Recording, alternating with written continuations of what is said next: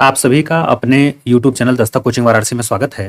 देखिए आज संभवतः ये हमें लगता है कि तीसरा प्रैक्टिस है यूपी ट्रिपल एससी जो है वीडियो एग्जाम के लिए, जो कि आपका संभावित है 26 और 27 जून को। जो लोग अभी तक वो 2 वीडियो नहीं देख पाए हैं जाके प्लेलिस्ट में देख सकते हैं। बहुत ही शानदार वीडियो है। बहुत लोगों ने उसमें जो है कमेंट भी किया था, बहुत जिन लोगों ने लाइक भी किया था, पसंद आया था। तो उन्हीं के सुझाव पे, उन्हीं के विचारों के अवगत होकर के ये तीसरा प्रैक्टिस सेट है। तो चलिए, चूंकि समय आपके पास है नहीं तो हम जल्दी से शुरू करते हैं प्रैक्टिस सेट को। और मैं बार बार बोलता हूं कि ये प्रैक्टिस सेट ये मत समझिए कि इसमें केवल क्वेश्चन आंसर बताया जाएगा। इसमें आपको कई प्रकार के क्वेश्चन या कह सकते हैं कि पूरी संपूर्ण हिंदी आपका रिवीजन हो जाएगा, जो आप आधा घंटा लगभग हमारे साथ व्यतीत करेंगे इस वीडियो के माध्यम से। तो चलिए, और मैं बार बार कहता हूं, अगर कोई सुझाव हो तो आप कमेंट बॉक्स में जरूर बताइएगा। अगर आप कहेंगे तो हम जो है जीएस पे भी बनाएंगे। अगर आपका सुझाव होगा तो हम जो है रीजनिंग का भी प्रैक्टिस सेट लेकर आएंगे। तो चलिए शुरू करते हैं, अपने मुद्दे की बात करते हैं। देखिए हमारा पहला क्वेश्चन जो कह रहा है कि अपने विद्यालय के किसी भी जो है मनोरंजन घटना का वर्णन करते हुए मित्र को लिखा गया पत्र जो है किस कोटि के अंतर्गत आता है। ठीक है, देखिए आप पत्र लेखन से है। पत्र लेखन में पिछली बार देखा गया था 2 क्वेश्चन बना था हर शिफ्ट में लगभग। तो देखिए पत्र की बात की जाए तो मैं आपको संक्षिप्त में बता दूं कि पत्र 2 प्रकार के होते हैं। आप लोग जानते होंगे, नहीं जानते हैं तो वो लोग जान लें। एक होता है औपचारिक और दूसरा होता है अनौपचारिक। ठीक है, शॉर्टकट में लिखूंगा क्योंकि समय की बर्बादी आपकी ना हो। आप चीजों को ज्यादातर सुनते रहिए और जो चीज आपके काम की हो उसे आप नोट कर लीजिएगा। ठीक है, पत्र 2 प्रकार के होते हैं, फॉर्मल, इनफॉर्मल। औपचारिक, जैसा नाम से स्पष्ट लोग बोलते हैं कि अरे यार औपचारिकता पूरा मत करो, सीधे सीधे काम करो, जो फॉर्मेलिटी है वो मत करो, जो फॉर्मेलिटी है उसको नहीं करना। ठीक है, तो औपचारिकता में क्या होता है कि जितने भी शासकीय पत्र आते हैं, जैसे विभाग, पुलिस विभाग हो गया, कोई भी विभाग हो गया, सरकारी काम काज दफ्तर, ठीक है, इतना याद रखिए। व्यवसायिक हो गया, स्कूल कॉलेज में प्रधानाचार्य को लिखना, जहां पे फॉर्मेलिटी है एक दूसरे के साथ, वहां पे आपका क्या आएगा, औपचारिक पत्र आ जाएगा। ठीक है, लेकिन जहां पे आपको जैसे अपने मित्र को लिखना है, अपने पापा मम्मी नात रिश्तेदार इन सबको लिखना है, वहां पे क्या आता है, अनौपचारिक के अंतर्गत वो आता है, वो व्यक्तिगत आता है, पर्सनल लेटर आता है। ठीक है, औपचारिक में भी 2 चीजें आती हैं, एक सरकारी आता है, एक अर्ध सरकारी आता है। अर्ध सरकारी से पिछली बार क्वेश्चन क्या बना था, तो अर्ध सरकारी में जान जाइए कि सरकारी कार्यालय में पत्र तो लिखा जाएगा एक अधिकारी का दूसरे अधिकारी को, लेकिन वो व्यक्तिगत नाम से लिखा जाता है। ठीक है, तो वहां पे क्या हो जाएगा, आपका अर्ध सरकारी पत्र आ जाएगा। अब देखिए हम अगले क्वेश्चन की तरफ बढ़ते हैं। अगला हमारा क्वेश्चन है कि हिंदी साहित्य का जो आधुनिक काल है वो सामान्यतः कब से माना जाता है। देखिए थोड़ा सा हम बोलने का स्पीड अपना लेके चल रहे हैं। अगर आपको लगे कि हाँ वीडियो में तेजी है तो आपके पास ऑप्शन रहता है जो है सेटिंग में जाकर के स्पीड स्लो कर सकते हैं, और आपको धीमा लगे तो आप तेज भी कर सकते हैं, क्वालिटी भी आप कम ज्यादा कर सकते हैं अपने अनुसार। तो देखिए हिंदी साहित्य की बात आई है। हिंदी साहित्य से भी अमूमन देखा गया है कि 2 क्वेश्चन बनता है, डायरेक्टली और इनडायरेक्टली। ठीक है, तो हिंदी साहित्य के आधुनिक काल का सामान्यतः आपसे समय पूछा है। तो देखिए अगर हिंदी साहित्य की बात करें तो हिंदी साहित्य को मुख्य रूप से 4 भागों में डिवाइड किया गया है। कौन कौन सा है, तो कहेंगे कि सर पहला तो आदिकाल है। आदिकाल देखिए शॉर्टकट में लिखूंगा ताकि आपके समय की बचत हो। आपको अगर आता है तो अच्छी बात है, नहीं आता है तो उसको नोट कर लीजिएगा। आदिकाल है, फिर भक्ति काल है, फिर जो है आपका रीति काल है, और फिर आधुनिक काल है। अब देखिए अलग अलग कवियों के द्वारा, अलग अलग जो है व्यक्तियों के द्वारा इसका नाम अलग अलग कहा गया है। जैसे आदि काल को ही वीरगाथा काल किसने कहा है, आचार्य रामचंद्र चंद्र शुक्ल ने कहा है। भक्ति काल को ही क्या कहा गया है, पूर्व मध्य काल भी कहा गया है, और रीति काल को उत्तर मध्य काल कहा गया है, और आधुनिक को गद्य काल भी कहा गया है। ठीक है, अब देखिए इसमें चीजें और क्या पूछी जा सकती हैं। जैसे आदि काल को देखेंगे तो कई नामों से जाना जाता है। मैं पीपीटी में लगवा दूंगा, आपके स्क्रीन पे दिखेगा वो पूरा एकदम संपूर्ण रूप से। आदिकाल को जैसे राम कुमार वर्मा ने क्या कहा है, चारण काल कहा है। चारण काल ग्रियर्सन ने भी कहा है। उसके बाद आप देखेंगे तो आरंभिक काल किसने कहा है आदिकाल को, तो कहेंगे कि सर ये मिश्र बंधु ने कहा है। सिद्ध सामंत काल राहुल सांस्कृत्यायन ने कहा है। और अगर बीज वपन काल की बात की जाए, काफी इंपॉर्टेंट क्वेश्चन बन जाता है क्योंकि कई बार रिपीट भी हुआ है, तो महावीर प्रसाद द्विवेदी ने कहा है। ठीक है, फिर आएंगे आधुनिक काल की बात। आधुनिक काल को भी बांटेंगे तो BDCPPN। अब कहेंगे सर ये BDCPPN क्या है, तो एक शॉर्ट ट्रिक है आपको याद करने के लिए, आप जानते रहिए कि भारतेंदु युग आता है आधुनिक में पहले, फिर द्विवेदी युग है, ठीक है, फिर छायावाद युग है C से, फिर क्या आएगा, फिर प्रगति है, फिर प्रयोग है, और फिर नई कविता है। ठीक है, नई कविता का नाम अज्ञे जी ने दिया है। ठीक है, ये आपकी स्क्रीन पे दिख रहा होगा, पूरा मैनेजमेंट सिस्टम बना दिया है। अब चलिए अगले क्वेश्चन पे चलते हैं। तो इसमें देखिए आंसर हमारा हो जाएगा, अगर इसके सामान्यतः जो है अगर काल की बात की जाए तो ये लगभग मान के चलिए कि ये जो आदि काल है वो 1000 से 1350 तक, फिर भक्ति काल आपका 1350 से 1650 तक है। रीति काल जो है वो आपका 1650 से 1850 है, और आधुनिक आपका 1850 से अभी तक जो है क्या है वर्तमान में चल रहा है। तो राइट आंसर हमारा 1850 लगभग हो जाएगा। ठीक है, इसमें 10-5 साल आगे पीछे अलग अलग विद्वान ने अपने हिसाब से बांटा है। ठीक है, ये रामचंद्र शुक्ल का है। तो हमारा राइट आंसर क्या हो जाएगा, ऑप्शन ए हो जाएगा। अगला क्वेश्चन देखिए क्या कह रहा है कि निम्नलिखित विकल्पों में से एक वचन शब्द कौन सा है। देखिए एक वचन शब्द अलग होते हैं, बहुवचन शब्द अलग होते हैं, लेकिन उनका प्रयोग जो है, कभी कभी पूछा था कि हमेशा बहुवचन में क्या प्रयोग। तो देखिए कहने का मतलब यह है कि एक वचन का मतलब होता है कि जिससे किसी एक वस्तु का बोध हो, और बहुवचन का मतलब होता है कि जिससे एक से अधिक का बोध हो। ठीक है, जब वचन अब मैंने आपको क्लास में पढ़ाया था। अब देखिए संस्कृत की बात करें, संस्कृत में 3 जो है आता है, एक वचन, द्विवचन, बहुवचन, लेकिन यहाँ पे 2 ही आता है, एक वचन और बहुवचन। तो देखिए दर्शन है, घरों है, नदी है, लताओं है, तो आप बताइए इसमें से क्या ऑप्शन सही होगा। तो इसमें देखेंगे आप, तो ये जो नदी है ये क्या है, आपका एक वचन में प्रयोग में लाया जाता है। ठीक, अब देखिए बहुवचन की बात की जाए तो बहुवचन में क्या क्या है बताइए। तो बहुवचन में हमेशा जो है आप देखेंगे तो बहुवचन में आंसू है, प्राण है, हस्ताक्षर है, होश है, दाम है, घर है, ठीक है, और जितने भी आदर सूचक शब्द हैं, बाल है, फिर उसके बाद होठ है, नेत्र है, ये सब किसमें पूछाते हैं, आपके बहुवचन में। आपके स्क्रीन पर दिख भी रहा होगा, मैंने पूरा जो है इसमें संपूर्ण रूप से जो एग्जाम में पूछा गया है बार बार यूपी ट्रिपल एससी के द्वारा, उसको भी मैंने क्या किया है उसमें शामिल कर दिया है। अब देखिए आगे चीजें हैं आपके जो है किससे आगे हैं चीजें आपके जो है उच्चारण स्थान से। देखिए है तो उच्चारण स्थान से जिक्र आया है कंठ तालव्य। देखिए 2 शब्द से मिलकर बना है कंठ और तालव्य। कंठ से और तालु से, किससे, कंठ और तालु से मिलकर के बन जो शब्द का उच्चारण होता है उसे कंठ तालव्य कहते हैं। देखिए ऊ और बड़ा ऊ, ठीक है, ऊ और बड़ा ऊ है, अगर इसमें हम क्या चीज शामिल कर दें, अगर हम प वर्ग शामिल कर दें, क्या शामिल कर दें, प वर्ग, तो इसका उच्चारण ओष्ठ से होता है। किससे होता है भैया, ओष्ठ से। देखिए इंपॉर्टेंट है, ए किससे होगा, तो कहेंगे ये सर कंठ तालव्य से, जो कि हमारा क्या है राइट आंसर है। र और श है, अब र और श है, अब इसमें अगर हम ऐड कर दें ट वर्ग, क्या ऐड कर दें, ट वर्ग, और प्लस इसी में अगर हम री को भी शामिल कर लें तो बताइए इसका उच्चारण क्या होगा, तो कहेंगे सर इसका उच्चारण हो जाएगा मूर्धा, जिसको मशूड़ा भी बोलते हैं। ठीक, अब बचा अ और बड़ा आ, अ और क्या बचा आ। अब इसी में अगर हम क वर्ग को शामिल कर लें, क वर्ग का मतलब समझ रहे हैं ना, मैंने स्पर्शी व्यंजन पढ़ाया था, क ख ग घ पूरा पांचों। अब प्लस इसी में जो है विसर्ग को भी मान लीजिए शामिल कर लीजिए, विसर्ग, तो ये किससे बोले जाएंगे, तो ये बोले जाएंगे कंठ से। ठीक है, अब देखिए आपके स्क्रीन पे पूरा दिख रहा होगा संपूर्ण रूप से जो पूरा चार्ट है जिसमें हर वर्ण का अलग अलग उच्चारण स्थान जो है क्या किया गया है, बताया गया है। अब देखिए वर्तनी से चीजें आ गई हैं कि शुद्ध शब्द का आपको जो है चयन करना है कि कृतघ्न होता है कि कृतघ्न होता है कि कृतघ्न होता है कि कृतघ्न, ध या देखिए लगा है। तो यहाँ पे आप स्पष्ट रूप से देख पा रहे होंगे ऑप्शन सी हमारा क्या है, राइट है। इसका भी देखेंगे, मैंने अब इसमें लगा दिया स्क्रीन पे, आप देख पा रहे होंगे जो इंपॉर्टेंट जो है बार बार एग्जाम में पूछे गए हैं। अब देखिए अतिशयोक्ति का जो है शुद्ध वर्तनी पूछा है, तो शुद्ध वर्तनी देखेंगे तो यहाँ पे ऑप्शन बी हमारा क्या हो जाएगा, राइट हो जाएगा। अगला पूछा है तथापि शब्द का संधि विच्छेद बताइए, तो देखिए इसका क्या होगा, तथ धन अपि होगा, तथा धन पी होगा, तथा धन अपि होगा, या कोई नहीं। तो इसमें सीधे सीधे हमारा जो है जो राइट आंसर होगा वो होगा सी वाला, तथा धन अपि। अब इससे पूछ सकता है कौन सा उदाहरण है किस संधि का, तो कहेंगे कि इसमें दीर्घ जो है, दीर्घ संधि का क्या है, उदाहरण है। अब देखिए अगला क्वेश्चन चलते हैं। देखिए अगला क्वेश्चन क्या पूछा है, अगला क्वेश्चन है उज्ज्वल का सही संधि विच्छेद क्या होगा, उत धन ज्वल, उज धन ज्वल, उज धन वल और उज धन ज्वल। ये तो देखिए सीधे सीधे कट जा रहा है, ये भी आपका कट जा रहा है और ये भी आपका कट जाएगा। सीधे ऑप्शन हमारा क्या हो जाएगा, 8 का ए क्या हो जाएगा, सही हो जाएगा, उत धन ज्वल। ये किस संधि का उदाहरण है, ये हो जाएगा आपका व्यंजन का। आगे देखिए बैलगाड़ी में आपसे देखिए समास पूछा है, तो बैल के लिए गाड़ी क्या होगा, बैल के लिए गाड़ी क्या हो जाएगा इसमें बताइए, तो यहाँ पे हो जाएगा तत्पुरुष समास। ठीक है, द्वंद्व में क्या होते हैं, दोनों पद प्रधान होते हैं। कर्मधारय में विशेषण और विशेष का जिक्र आता है। ठीक है, विशेषण और विशेष क्या होते हैं, देखिए संज्ञा क्या होते हैं, जो किसी व्यक्ति वस्तु स्थान जाति का बोध कराएं, 5 प्रकार के होते हैं। सर्वनाम 6 प्रकार के होते हैं, जो संज्ञा के स्थान पे प्रयोग में लाया जाए। विशेषण क्या होते हैं, जो संज्ञा या सर्वनाम की विशेषता बतलाएं। ठीक है, अब विशेषण मैंने जैसे बताया कि विशेषता बताते हैं, तो जिसकी विशेषता बतलाएं वो क्या हो जाएगा, विशेष से हो जाएगा। ठीक है, और जो विशेषण की विशेषता बतलाए, जैसे राम बहुत तेज दौड़ता है, अब तेज तो विशेषण है लेकिन बहुत तेज, बहुत है, बहुत क्या है, प्रविशेषण है, विशेष से क्या हो जाएगा, राम हो जाएगा, क्योंकि राम की विशेषता बतलाई जा रही है। तो ये चीजें आप जानते रहिए। तो यहां पे देखिए बैलगाड़ी में बैल के लिए गाड़ी क्या हो जाएगा आपका, सीधे सीधे तत्पुरुष, और तत्पुरुष में भी कितना, करण तत्पुरुष, करण तत्पुरुष हो जाएगा। ठीक है,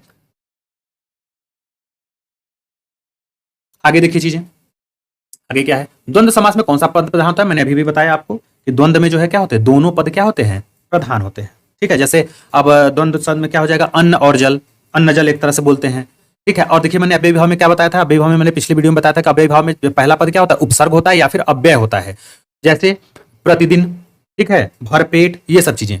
और दिनों दिन, रातों रात, जहां एक ही शब्द दो बार रिपीट हो वहां अव्ययी भाव होगा। कभी ये गलती से भी द्वंद्व मत मारिएगा। द्वंद्व में जब होगा जब दोनों विपरीत होंगे, या सुख और दुख, दिन और रात। लेकिन यहाँ पे दिनों दिन, रातों रात, तब क्या हो जाएगा? अव्ययी भाव में चला जाएगा। इस चीज का विशेष ध्यान रखिएगा, ठीक है। चलिए आगे है, दूर उपसर्ग से बना जो है शब्द निम्नलिखित में से कौन सा है? अब देखिए, दूर उपसर्ग किस में लगा है? दुर्दशा में लगा है, दुहाई में लगा है, दूरी में लगा है, या फिर दूर में लगा है? तो इसमें देखेंगे तो सीधे सीधे दुर्दशा में हमारा क्या लगा है? दूर उपसर्ग लगा है।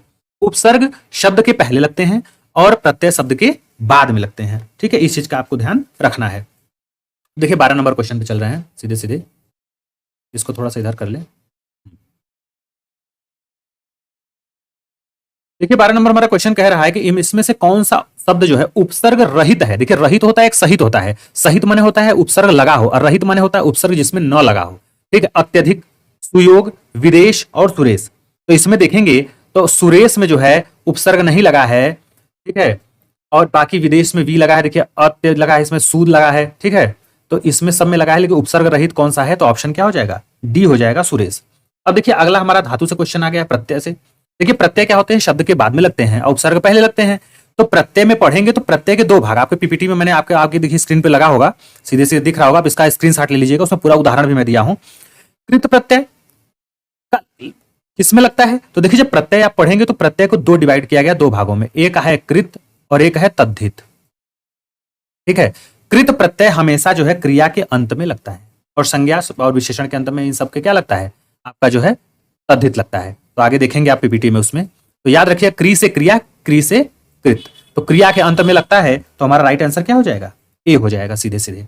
नेक्स्ट दिया है, नीचे दिए विकल्पों में तत्सम शब्द का चयन करना। देखिए तत्सम शब्द किसे कहते हैं? तो जो हमारे संस्कृत, आदि जननी हमारे हिंदी की क्या है? संस्कृत है। तो जो संस्कृत की शब्दावलियां हैं उनको जैसे का तैसा, सेम टू सेम जब हिंदी में लिखा जाता है तो उसको तत्सम बोलते हैं, ठीक है। और उसको तोड़ करके जब लिखते हैं तो उसको हम क्या बोलते हैं? उसको हम तद्भव बोलते हैं। तो देखिए तत्सम शब्द कौन सा है जो लग रहा है कि? तो आम्र है। क्या है? आम्र। आम्र का अगर आपसे तद्भव कोई पूछे तो बताएंगे आम। क्या बता देंगे? आम बता देंगे। अब देखिए दूध है। दूध तो क्या है? तद्भव शब्द है, लेकिन इसका तत्सम अगर कोई पूछ दिया तब बताएंगे दुग्ध। क्या बता देंगे? दुग्ध। अब ये खिड़की क्या है? खिड़की बता दीजिएगा देशज शब्द है, देशज, ठीक है। जैसे लोटा हो गया, ये सब चीजें। अब देखिए शहीद, ये आप इसको छोड़ दीजिए क्योंकि इसमें तत्सम का कोई वो है नहीं रोल। आगे देखिए किंचित शब्द, तत्सम शब्द का तद्भव शब्द बताइए। देखिए किंचित तत्सम शब्द है, इसका तद्भव क्या होगा? तो याद रखिएगा किंचित का होता है कुछ, तद्भव क्या होगा? कुछ होगा। थोड़ा का आपसे अगर पूछे कि तत्सम क्या होगा, ये तो तद्भव है। स्तोक, याद रखिएगा स्तोक क्या हो जाएगा? स्तोक। आगे देखिए दिया है चाक शब्द का तत्सम रूप होगा। चाक का अगर तत्सम आपसे पूछे कोई तो चक्र बताइएगा। क्या बताएंगे? चक्र बताएंगे, ठीक है। और चकवा, तो चकवा तो अपने आप में तद्भव है, तो इसका हो जाएगा चक्रवाक, ठीक है। आगे देखिए तद्भव शब्द है मानस, मनुष्य, मनई, मानो, ठीक है। एक सेकेंड, अब बताइए तद्भव क्या होगा? तो तद्भव हो जाएगा मनई। जैसा अभी बोलने से भी लग रहा है, इसका अगर हम तत्सम की बात करें तो मानव हो जाएगा। क्या हो जाएगा? मानव हो जाएगा, ठीक। अगर आपको वीडियो पसंद आएगा तो लाइक जरूर करिएगा। मानव है, मानव क्या है? मानव तो आपका तत्सम है। क्या हो जाएगा? तत्सम। अब मनुष्य क्या है? तत्सम है। इसका अगर हम तद्भव पूछे तब तो कहेंगे मानुष। क्या हो जाएगा? मानुष, ठीक। जातिवाचक संज्ञा पूछा है। देखिए संज्ञा के भेद जब मैं बताऊंगा आपको 5, तो उसमें देखिए कई प्रकार के व्यक्तिवाचक संज्ञा, जातिवाचक, भाववाचक, गुणवाचक, ठीक है। तो ये सब चीजें हैं। तो इसमें पूछा है कि जातिवाचक संज्ञा क्या है? तो ऐसा कौन सा शब्द है जिससे किसी जाति का बोध हो रहा हो? तो वहां पे है पुस्तक। पुस्तक में अनेक पुस्तकों की जाति का बोध होगा, तो हमारा पुस्तक क्या हो जाएगा? Right answer. अगर लोहा से पूछे कि लोहा सर क्या है, तो कहेंगे ये द्रव्यवाचक में आ जाएगा, ठीक, किसी पदार्थ के। लकड़ी भी किस में आएगा? द्रव्य में आ जाएगा। और शैशव किस में आ जाएगा? तो कहेंगे सर ये भाववाचक संज्ञा में आ जाएगा, ठीक। अब देखिए यहाँ पे कहा गया है, एक उक्ति है, इसको थोड़ा सा इधर कर लूं ताकि आपको स्पष्ट दिखे। हाँ देखिए दिया है, एक उक्ति है कि बड़े बड़ाई ना करें, बड़ो न बोले बोल, रहीमन हीरा कब कहे, लाख टका मेरो मूल। अब देखिए एक पंक्ति है रहीम जी का कि बड़े बड़ाई ना करें। जो बड़े लोग होते हैं वो बड़ाई नहीं करते हैं। बड़ो न बोले बोल, बड़ी बड़ी बातें डींगे नहीं हाँकते हैं। इस प्रकार से उन्होंने समझाया है कि रहीमन हीरा कब कहे। रहीम जी कहते हैं कि हीरा कब कहता है कि लाख टका मेरो मूल, मेरा मूल क्या है? लाख टके का है। ये कब हीरा बोलता है? तो अर्थात आपको गंभीर रहना है। तो यहाँ पे पूछा है कि रहीम द्वारा लिखित इन पंक्तियों में, ठीक है, बड़े शब्द का प्रयोग जो है किस रूप में हुआ है? ये जो बड़ा शब्द है, तो बड़ा किसके लिए प्रयोग हुआ है? तो ये सीधे सीधे संज्ञा के रूप में प्रयोग हुआ है। किसके रूप में? संज्ञा के रूप में। संज्ञा क्यों हुआ है? क्योंकि बड़े लोगों की बात कही जा रही है यहाँ पे, ठीक है, एक विशेष जाति के रूप में। आगे देखिए क्या है, वह बहुत अच्छा लड़का है, इसमें कौन सा सर्वनाम है? देखिए वह बहुत अच्छा लड़का है, तो ये क्या निश्चित है, अनिश्चित है, संबंध बता रहा है या फिर निजव? तो यहाँ पे सीधे सीधे हो जाएगा हमारा कि यहाँ पे क्या हो जाएगा, ये निश्चित है, हमारा क्या हो जाएगा, निश्चयवाचक। निश्चयवाचक में यह आता है, वह आता है, ठीक। आगे देखिए क्या है, कबीर कल बहुत सुंदर दिख रहा था। देखिए सुंदर में अंडरलाइन किया है। उपयुक्त वाक्य रेखांकित में शब्द व्याकरण की दृष्टि से क्या है? सुंदर क्या है?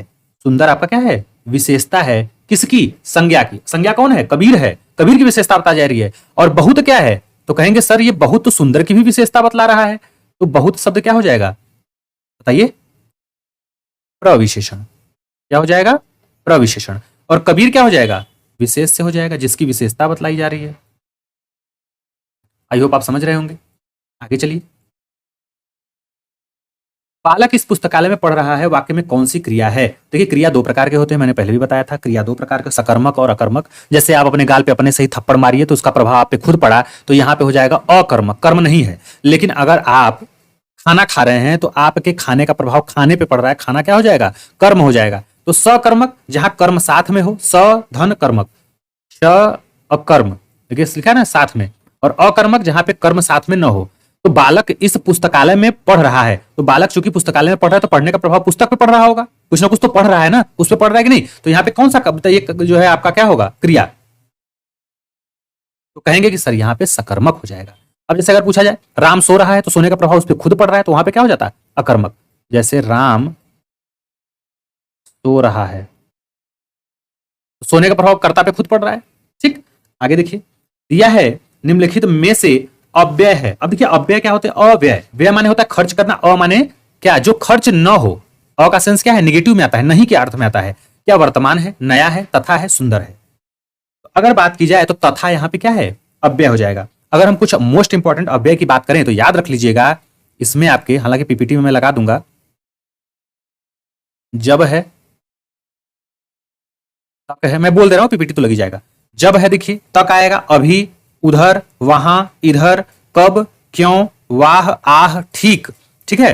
अरे, और, तथा, एवं, किंतु, परंतु, लेकिन, बल्कि, इसलिए, अतः, और एक है अत, शायद अतएव, हाँ, अतएव, चूंकि, अवश्य, अर्थात और अथवा। ये जितने भी हैं ये सब किस में आते हैं? ये सीधे सीधे अव्यय में आते हैं, ठीक है। तो हमारा राइट आंसर क्या हो जाएगा? सी हो जाएगा। व्याकरण की दृष्टि से अथवा क्या है? मैंने अभी अभी बताया कि अथवा हमारा क्या है? अव्यय है। उपसर्ग क्या होता है? शब्द के पहले लगते हैं। संधि दो वर्णों के मेल को कहते हैं, ठीक है। अब देखिए बोला है कि अमृत का पर्यायवाची शब्द कौन सा है? तो देखिए अमृत के, अगर हम पर्यायवाची शब्द की ओर बढ़ें तो अमृत का पर्यायवाची होता है पीयूष। और अमृत के क्या हो सकते हैं? मधु है, क्या हो सकता है? मधु है, सुधा है, और क्या हो सकता है? जीवनोदक है, सोम है, लिख लीजिएगा, अमी है, अमीय है, सुरभोग है, देवान है, सुभा है, और देवाधर है, ठीक। और अगर त्रिदश का पूछे, देखिए यहाँ पे आपको समझ ही नहीं आ रहा होगा, जो लोग पढ़े होंगे तो मान लीजिए उनको आ रहा होगा, जो नए होंगे या फिर नहीं कभी देखे होंगे। पर्यायवाची क्या है कि देखिए रटने वाली चीजें हैं ये सब, ठीक है। तो त्रिदश किसका है बताइए? तो त्रिदश देवता का। अब देखिए आप जान गए होंगे त्रिदश को क्या बोलते हैं? देवता। तो देवता का पर्यायवाची क्या क्या हो सकता है भाई? हो सकता है वसु है, देवता का क्या हो जाएगा? वसु है। और क्या बोल सकते हैं? निर्जर, निर्जर है। और क्या है? अमर है, देवता क्या होते हैं? अमर होते हैं। और क्या हम लिख सकते हैं? और है आपका, देखिए असुर नहीं होगा, याद रखिएगा, सुर होगा। और शब्द लग गया तो नहीं, सुर किसका है पर्यायवाची? देवता का, ठीक। अमर हो गया, ये सब चीजें आपके इसमें हो गई। अब देखिए अनंत, अनंत का बोल सकते हैं आप असीम, क्या बोल सकते हैं? असीम है। और क्या है? बेहद, आप अपार, बेशुमार कह सकते हैं। और देखिए इसमें इंपॉर्टेंट क्या है, एक और बार बार एग्जाम में जो रिपीट होता है, नसीम, निस, निस्सीम, ये इंपॉर्टेंट है देखिए काफी। अंशु की बात की जाए तो अंशु देखिए इसका हो जाएगा कर, रश्मि, और क्या जाएगा? किरण। तो देखिए एक प्रैक्टिस सेट से आपको कितना ज्ञान हो रहा है इसमें, ठीक है। क्योंकि आपके पास समय कम है, कम समय में आप ज्यादा से ज्यादा चीजों को जान सकें, ठीक है। और सुनने से तो बहुत ज्यादा याद होता है। अब चलिए, अब चीजें आगे बढ़ाते हैं हम। देखिए इसमें पूछा है कि कौन सा शब्द जो है चतुर का पर्यायवाची है। तो चतुर माने होता है चालाक। तो चतुर के पर्यायवाची में आता है, देखिए नागर भी आता है, निपुण आता है, होशियार आता है, दस है, विज्ञ है, प्रवीण आता है, योग्य होता है, सुजान, खुर्राह, पटु आता है, नागर है, छलिया है, ठीक है। तो ये सब चीजें जो है, चंट भी आता है, लोग बोल देते हैं। तो ये नागर के या चतुर के पर्यायवाची के शब्दों में ये सब क्या होते हैं, आते हैं। अल्पज्ञ का देखिए आपसे विलोम पूछा तो बहुज्ञ हो जाएगा, क्या हो जाएगा, बहुज्ञ। प्रवर का विलोम देखिए आपसे पूछा है तो प्रवर का हो जाएगा अवर, क्या हो जाएगा, अवर। रामायण, इसको थोड़ा सा इधर कर देते हैं ताकि चीजें और स्पष्ट आपको दिख सकें, दिखने में कोई असुविधा ना हो। ठीक है, चलिए। रामायण और महाभारत का समय, अब देखिए डैश दिया है, हो गया, पर ये ग्रंथ अभी तक नए हैं। तो यहाँ पे क्या भरेंगे बताइए, अतीत भरेंगे, अभिभूत भरेंगे, या फिर अविनीत भरेंगे, या कालातीत। अब आप सोच लिए होंगे, तो इसका आंसर हो जाएगा कालातीत। रामायण और महाभारत का समय कालातीत हो गया, पर ये ग्रंथ अभी तक क्या है, नए हैं। आगे देखिए, देश रक्षा के लिए प्रत्येक नागरिक को क्या करता है, संबद्ध, उद्धत, उद्धत, प्रबुद्ध। इसका हो जाएगा सीधे सीधे उद्धत रहना चाहिए, मतलब प्रयत्नशील रहना चाहिए। जब बुलाया जाए, जब करना चाहे आदमी देश के लिए कुछ भी कर सकता है, ठीक है। आगे दिया है, पृथ्वी, ग्रहों, तारों आदि का स्थान इसके लिए क्या होता है, जहां पे पृथ्वी, ग्रह, तारे सब एक जगह हो तो सीधे सीधे अंतरिक्ष। अंतरिक्ष में तो ये सब चीजें मौजूद रहती हैं, ठीक है। तो ये हो जाएगा इसके लिए एक शब्द। आगे देखिए क्या दिया है, काफी इंपॉर्टेंट क्वेश्चन है ये। इसको देखिए, इसमें डिटेलिंग करेंगे हम क्योंकि इंपॉर्टेंट है बहुत ज्यादा। वन में लगने वाली आग, तो देखिए वन में लगने वाली आग को हम क्या बोलते हैं, दावाग्नि बोलते हैं। क्या बोलते हैं, दावाग्नि। तो जठराग्नि क्या है, जठर, पेट, तो ये पेट में लगने वाली आग है। पेट की आग को क्या बोलते हैं, जठराग्नि बोलते हैं। तो विरहाग्नि क्या है, तो देखिए विरह में, किसी व्यक्ति के विरह में, अर्थात किसी प्रिय के वियोग में, प्रिय के वियोग में जो उसके शरीर का तपन है मानसिक रूप से, उसी को क्या बोलते हैं, विरहाग्नि बोलते हैं। और वड़वाग्नि क्या बोलते हैं, तो ये समुद्र की आग है, समुद्र की आग। अब देखिए यहां से चीजें और क्या स्पष्ट हो सकती हैं।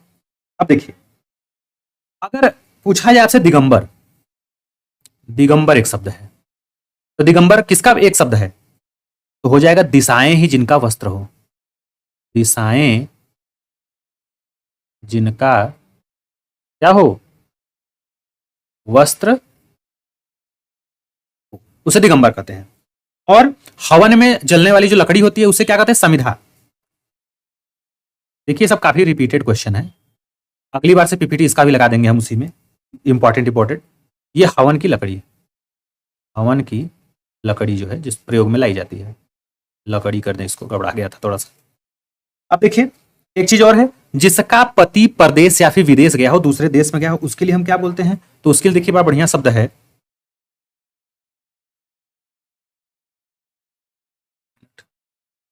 लिख क्यों नहीं रहा है ये,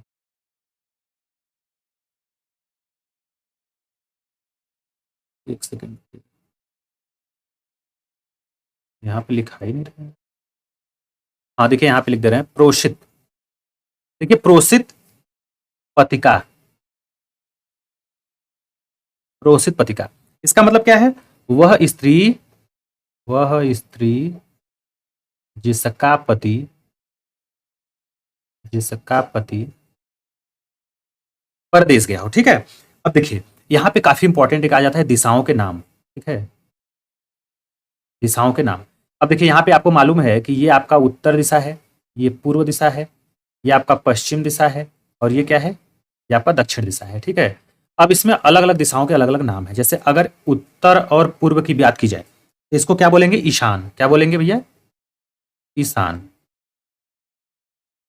अब देखिए पश्चिम और उत्तर के बीच में वायव्य, क्या हो जाएगा, वायव्य। आपके स्क्रीन पे लग भी जाएगा, चिंता मत करिए, उसका स्क्रीनशॉट ले लीजिएगा। मैं इसलिए लिख रहा हूँ कि लिखते समय आपके दिमाग में वो चीजें ना ज्यादा बैठती हैं, इसलिए लिख रहा हूं, नहीं तो बोल भी सकता था।